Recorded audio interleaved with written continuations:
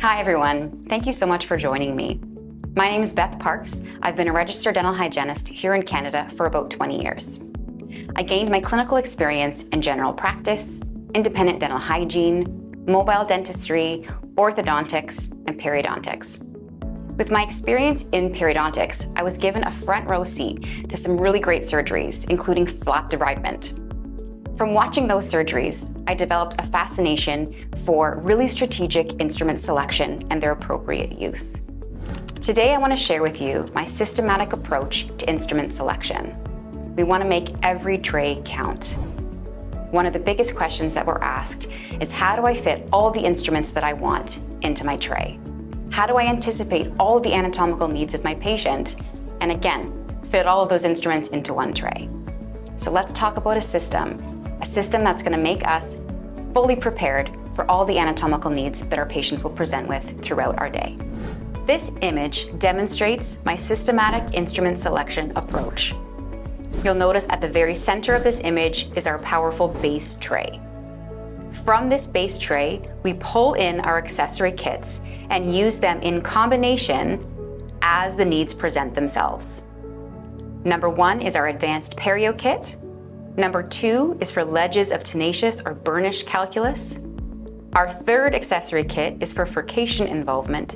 And the fourth and final accessory kit is for implants. Let's talk about our base tray setup. We want to create a very powerful base tray that will serve the needs of our average patient. When the patient presents themselves and has more anatomical considerations than that base tray can offer us, that's when we reach for our accessory kits and use those in combination with our powerful base tray. For this reason, we want to make sure that we have a very strategic combination of sickles, universal curettes, and area-specific Gracies. Also, we want to make sure that we've selected diagnostic tools that are going to give us heightened tactile sensitivity and those ergonomic benefits that the LM instruments provide. For that reason, I've chosen to include a Flex Explorer. This has a very, very thin and delicate tip, which is going to increase your tactile sensitivity like no other Explorer you've used before. Because it's so fine and delicate, I've decided to add a periodontal probe that gives me a probe on one end, but an additional Explorer if it's needed for a dentist's examination or other reasons that the Flex Explorer is too delicate to achieve. I also want to show you something really unique about the NV1 sickle. We have a nice anterior sickle on the one end, and they've paired that with a really great spoon excavator on the other side. I also want to talk about the Gracies that I've selected. You may be a fan of the Gracie 1112, which is also a great option. I decided to go with a 1516 because I personally prefer its adaptation for the mesial aspect of the molars and premolars. To me, it's similar to the shank of a 1314 combined with the blade of an 1112. And for that reason, I decided to add a 1516 Gracie in place of an 1112, but the choice is yours. The same can be said for a Gracie 1314. For my base tray, I decided to go with a 1314 and reserved the Gracie 1718 for my more advanced perio kit. I want to talk about one of my favorite instruments, which is the NV1. Let's take a look at this one in action. So we see we're using it first as an anterior sickle. It can be used both on the mandibular anteriors as well as the maxillary. And then when I flip it over, it's an excellent choice for the lingual aspect and these little depressions along the lingual where sometimes this really stubborn stain sits. You can use it with a pull stroke to remove that stubborn debris or stain. The same can be true along the maxillary anteriors that are sometimes like little shovels where that stubborn stain that accumulates in the fossa. Let's take a look at our Barnhart 5.6. This is an excellent choice for a universal curette. It's similar to something like a 4L4R, but has a slightly longer terminal shank and a slightly thinner blade. It's great for adaptation in the posterior areas, both for Supragingival and subgingival calculus removal along the broad surfaces, and then can be rolled nicely into the mesial interproximal spaces. You can use this also on your premolars and even for something as delicate and fine as your mandibular anteriors. Just an overall great choice for a universal curette. Let's take a look at our Gracie 1314. This is an excellent Gracie to use in the distal aspect of our molars and our premolars. Let's take a look at the adaptation here. This is a great choice to use for the distals.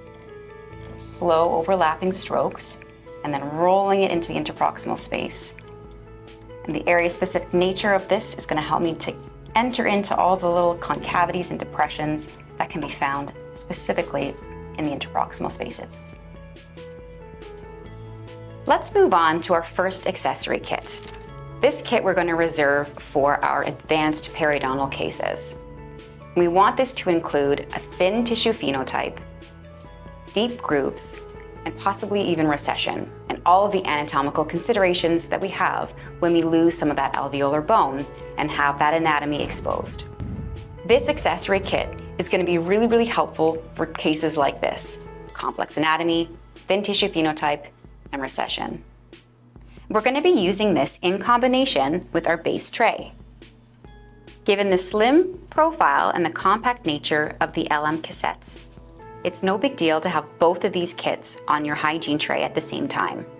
And now we have the benefits of all of our base tray instruments with the advanced benefits of our smaller Gracies in our minis, as well as a couple other carefully selected tools. I've decided to include a McCall 1718, a Sickle NV2, a mini Gracie 1-2, a mini Gracie 1516, and a mini Gracie 1718. All right, I want to take a look at the McCall 1718. This is one of my all-time favorite instruments for the broad surfaces of our molars, especially once we start to have the alveolar bone loss and anatomy exposed. One other point I'd like to make is if we look at endoscopy studies or extraction studies, they find that calculus tends to hide right at the CEJ.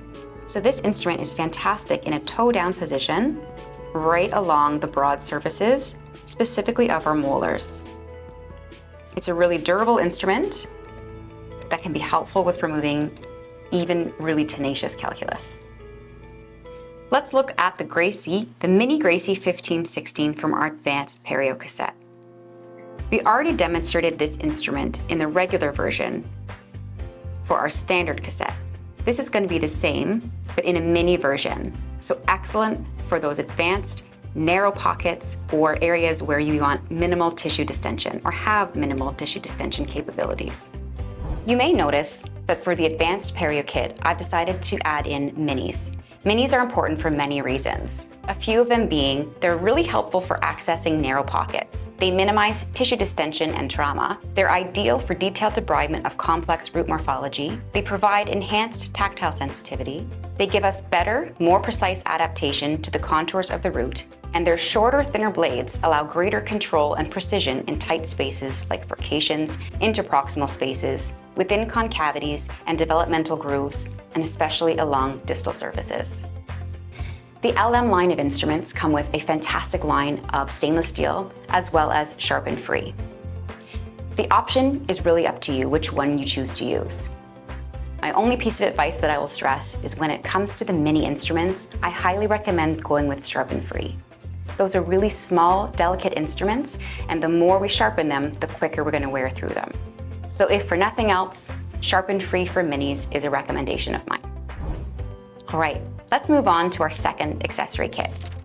This kit we're going to reserve for that really tenacious or maybe abundant ledges of calculus or that burnished calculus that's been there for years. This kit is going to help us with some very powerful tools. Maybe you don't need more than one or two of these kits in your practice, but these will be ideal for those patients who come in and you need something with a little more power to it. Let's take a moment and demonstrate this kit. I've decided to include the LM23 sickle Once again, the McCall 1718, a rigid Gracie 1314, a rigid Gracie 1516, and a rigid Gracie 12. By choosing these instruments in a rigid form, we're still going to be having the benefits of the area-specific Gracies, but we're providing more rigidity. The Gracies are excellent choices, but they do offer a certain amount of flex, which is helpful for calculus detection. When it comes to Tenacious calculus, we don't necessarily want that flex, but we want the area-specific nature of them with a little bit more durability, which is why I've decided to include them as rigids. Let's move on and discuss our third accessory kit, our Furcation Involvement Kit. This kit we're going to reserve for patients who present with Furcation involvement of any grade. I've decided to include a Furcation diamond file, a Furcation probe, and a Furcator. In this kit, I've decided to include a Furcation probe. This is going to be really useful for gathering information on the grade of Furcation that we have. For grade 1, our Furcation probe is just going to enter into the entrance of that Furcation. Moving to grade 2, we'll be able to enter into the Furcation, but not pass through to the other side. For grade 3, our probe will pass through entirely to the other side, but the area will be covered by soft tissue. Finally, for grade 4, we'll be able to pass through and through, and the area will no longer be covered by soft tissue. To illustrate how important it is to have very, very specific tools in here, I want to show you this image generously donated by Tatiana Brand, who is a registered dental hygienist and a lecturer at the School of Oral Health Care, Faculty of Health and Medical Science at the University of Copenhagen. In this image, we can see how small the working area is at the roof of the Furcation, or the fornix. The instrument we select needs to be very, very small and delicate. The average curette measures approximately 0.75 millimeters in width. The working area we have is closer to 0.5 millimeters in this very small space. So we need to be really selective with our instrument to ensure we're able to access these areas and access them with great control. Let's talk about how we would address a Furcation area. When we go to use our Furcation accessory kit, we're under the assumption that we already have our advanced perio kit in addition. I'm going to start with the mini Gracies out of my advanced perio kit.